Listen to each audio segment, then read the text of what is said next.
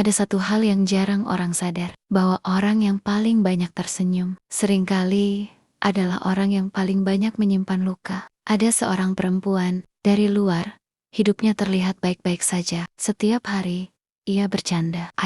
Ia bilang, "Nggak apa-apa." Padahal, jauh di dalam hatinya, ia menanggung sesuatu yang tidak pernah ia ceritakan. Setiap malam sebelum tidur, ia selalu bilang pada dirinya sendiri, "Aku harus kuat." Bukan karena dia benar-benar kuat, tapi karena dia tidak punya pilihan lain. Dia tipe orang yang selalu ada untuk semua orang. Kalau ada yang sedih, dia hibur. Kalau ada yang jatuh, dia bantu berdiri. Kalau ada yang cerita, dia dengerin tanpa putus. Tapi ketika dia sendiri yang patah, gak ada yang benar-benar tahu. Kadang dia ingin sekali cerita, ingin bilang kalau sebenarnya dia lelah. Tapi setiap kali bibirnya mau terbuka, ia menutupnya kembali. Takut dianggap drama, takut dianggap manja, takut bikin orang kabur. Dan akhirnya, ia belajar menyimpan semuanya sendiri. Suatu hari, seorang teman bertanya padanya, "Kamu kok selalu kelihatan kuat sih?" Dia cuma tersenyum pelan, lalu bilang, "Kalau aku nggak kuat,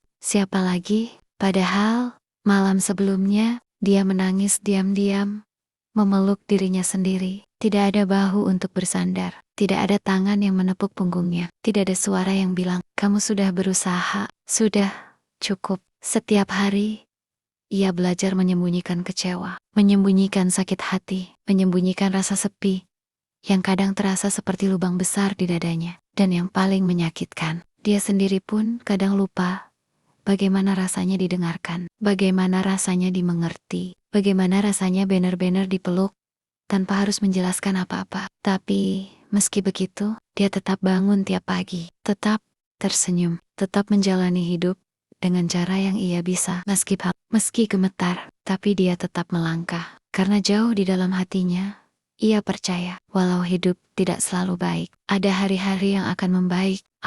Bahwa suatu saat nanti, Tuhan akan mempertemukan dia dengan seseorang yang bilang, "Kamu gak harus kuat terus kok. Kali ini, biar aku yang jagain kamu." Dan sampai hari itu tiba, ia tetap berusaha, tetap bertahan. Tetapi, meski dengan hati yang kadang terasa retak, untuk semua orang yang seperti dia, yang hidupnya terlihat baik-baik saja, padahal penuh luka yang tidak terlihat. Semoga suatu hari nanti, kamu menemukan seseorang yang melihatmu, tanpa perlu kau jelaskan apa-apa.